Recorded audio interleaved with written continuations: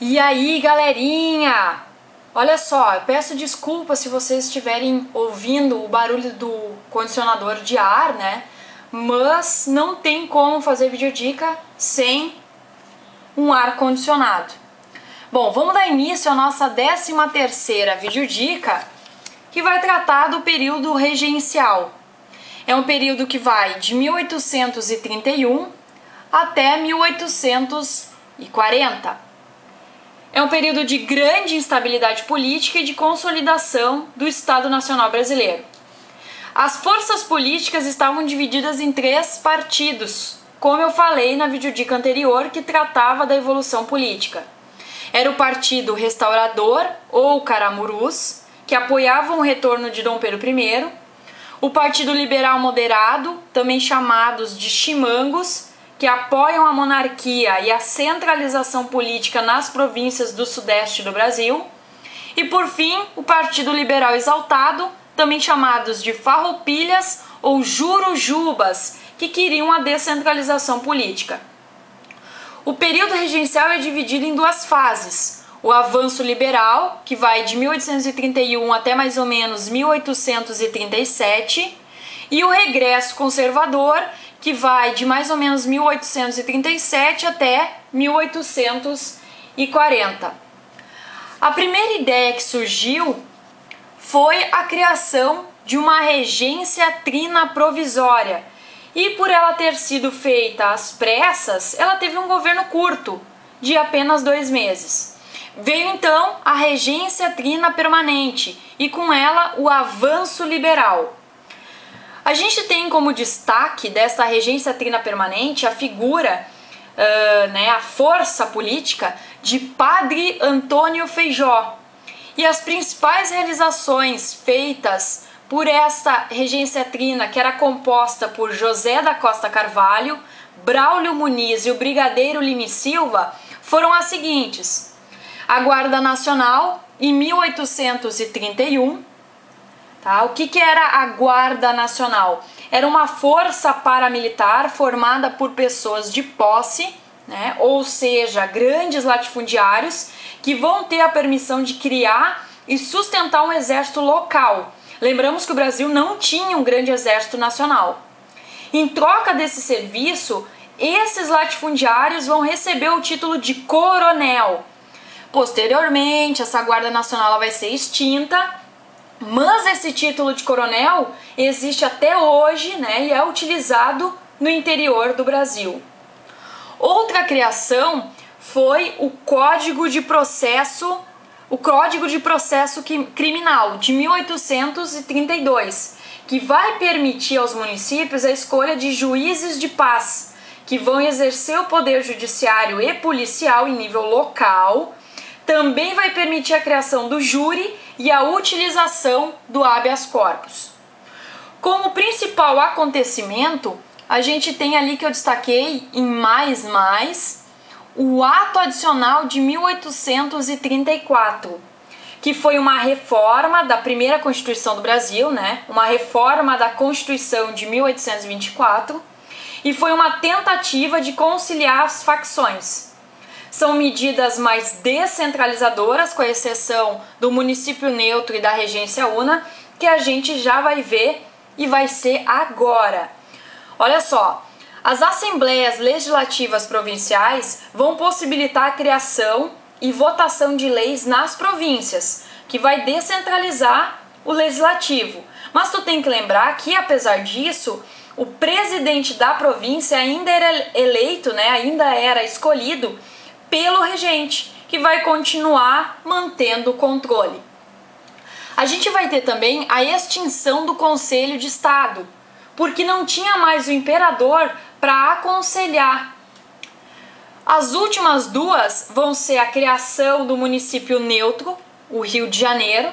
Para que vai servir? Vai servir para centralizar as decisões políticas. E por fim, a regência una, a criação de uma regência una, que vai representar uma centralização do poder em um único regente. Então vamos a ela. A primeira é a regência una de Diogo Feijó. vai de 1835 a 1837. Só que tem um tópico importante antes disso que eu gostaria de retomar. Com a morte de Dom Pedro I, em 1834, ou seja, antes deste acontecimento aqui, da regência de Diogo Feijó, o Partido dos Restauradores vai desaparecer, ficando a disputa política entre os liberais moderados e os liberais exaltados. Com a aprovação do ato adicional do governo anterior ao Diogo Feijó, ou seja, da trina permanente, a gente vai ter uma nova divisão política, que é o que eu vou falar a partir de então. Os defensores dos atos, ou melhor, do ato adicional, vão ser chamados de progressistas, que vão querer a descentralização e o federalismo. E aqueles que vão ser contrários ao ato adicional vão ser chamados de regressistas e vão querer a centralização. Vamos falar um pouquinho de Diogo Feijó e do seu governo.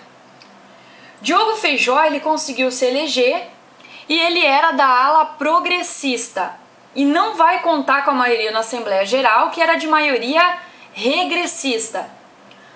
As revoltas ocorridas em seu governo, como Cabanagem no Pará e Revolução Farroupilha no Rio Grande do Sul, vão ajudar para enfraquecer o seu governo. E em 1837 ele vai renunciar. Então a gente tem o próximo governo uno, que vai ser a regência una de Araújo Lima, que vai acontecer de 1837 a 1840 e vai trazer o regresso conservador. Na regência de Araújo Lima, a gente pode destacar a figura de Bernardo Pereira de Vasconcelos, que vai tomar posse do Ministério da Justiça. Mas por que ele deve ser destacado? Devido a grandes obras como Colégio Pedro II e o Instituto Histórico e Geográfico Brasileiro. Por esses feitos, o seu ministério ficou conhecido como Ministério das Capacidades. Em se tratando do Araújo Lima, ele era um político ultraconservador, Ele vai anular as reformas de caráter liberal e descentralizadoras criadas durante o avanço liberal. E no seu governo a gente pode destacar, com o mais, a lei de interpretação do ato adicional. O que vai acontecer? Ele vai suprimir a autonomia das assembleias provinciais e vai restringir o poder dos juízes de paz, que deveriam obedecer a uma autoridade central, ou seja, queria centralizar novamente o poder. Por fim, a gente vai ter o golpe da maioridade, que é para fechar esse período. O golpe da maioridade aconteceu em 1840, Houve uma nova modificação no nome dos partidos.